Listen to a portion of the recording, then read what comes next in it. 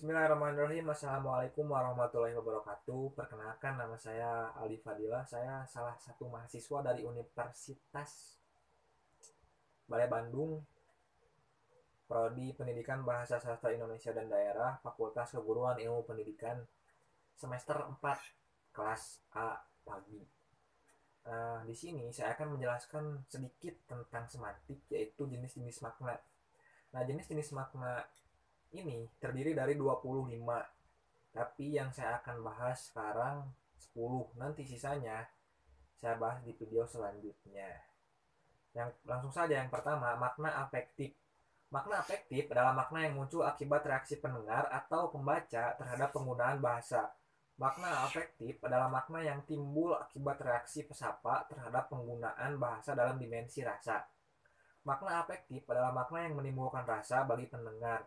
Makna ini berhubungan dengan perasaan yang timbul setelah pesapa mendengar atau membaca kata, sehingga menunjukkan adanya nilai emosional. Makna afektif ini juga bisa disebut dengan makna emotif. Contoh, anjing itu sangat galak. Pada kalimat kata anjing bermakna sejenis hewan. Terus yang kedua, anjing kamu, mampuslah. Pada kalimat ini, kata anjing bermakna yang dianggap rendah sehingga martabatnya sama dengan anjing. Makna afektif juga dibagi menjadi 3. Yang pertama, makna afektif tinggi, makna afektif ramah, dan makna afektif kasar. Makna afektif tinggi biasanya terdapat pada kata-kata sastra klasik dan asing, misalnya aksi sama dengan gerakan, bahtera sama dengan kapal atau perahu, drama sama dengan sandiwara, kolbu sama dengan hati. Makna afektif ramah biasanya kita gunakan pada kehidupan sehari-hari di masyarakat. Misalnya, cicil sama dengan angsur, meleset sama dengan salah, akur, cocok, atau berabe sama dengan susah. Makna yang ketiga, makna afektif kasar, biasanya berada dalam kata-kata yang berasal dari bahasa daerah yang dirasakan kasar. Misalnya, bini sama dengan istri, bunting sama dengan hamil, atau mampus sama dengan mati. Makna yang kedua yaitu makna denotatif.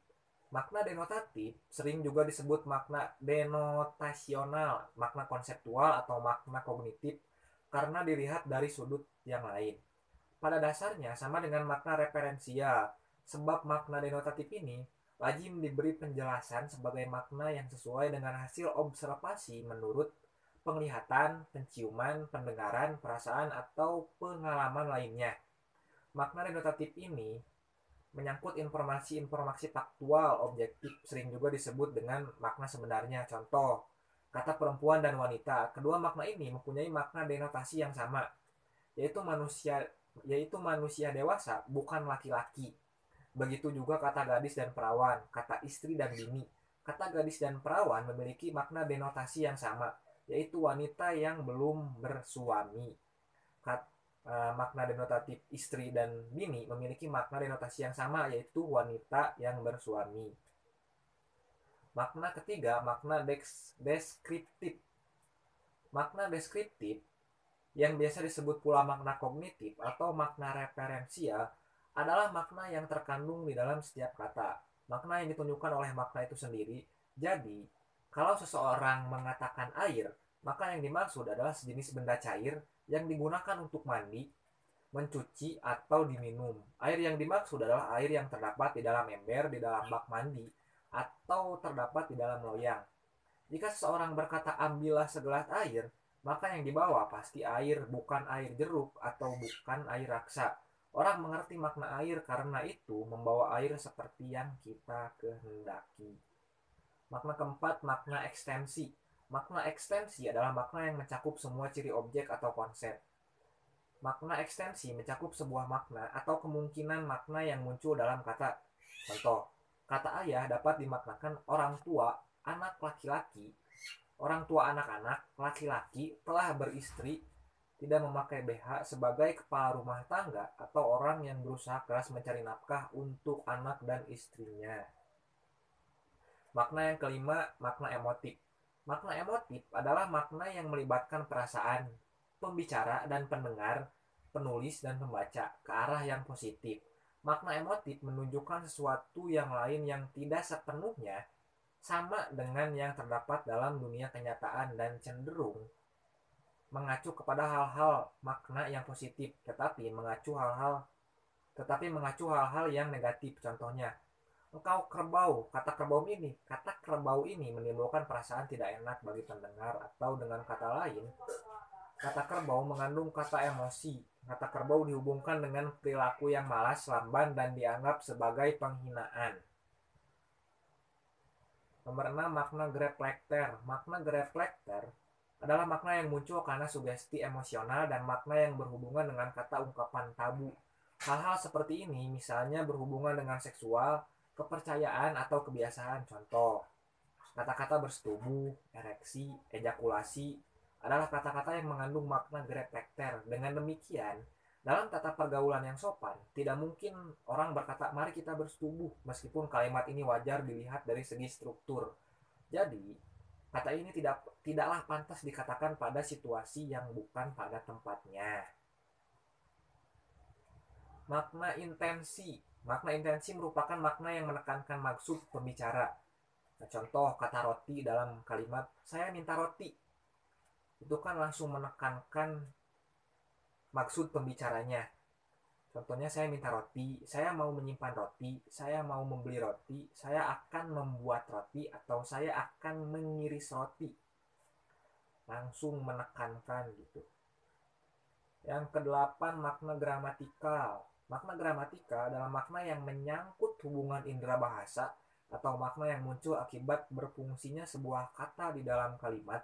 Makna merupakan pertautan yang ada antara satuan bahasa, dapat dihubungkan dengan makna gramatikal. Contoh, dalam bahasa Indonesia terdapat kata dua.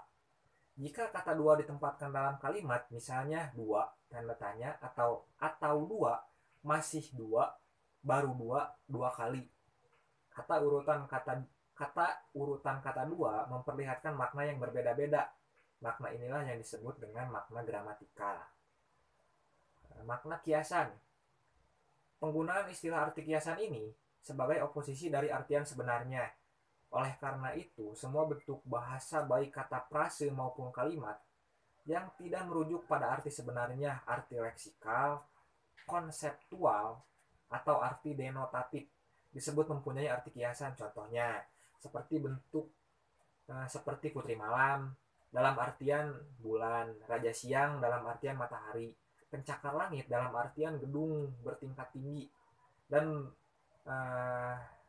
bunga dalam kalimat Aminah adalah bunga di desa kami dalam artian gadis cantik.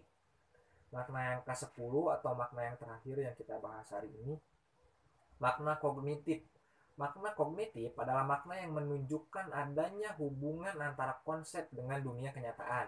Makna kognitif bermakna lugas dan apa adanya.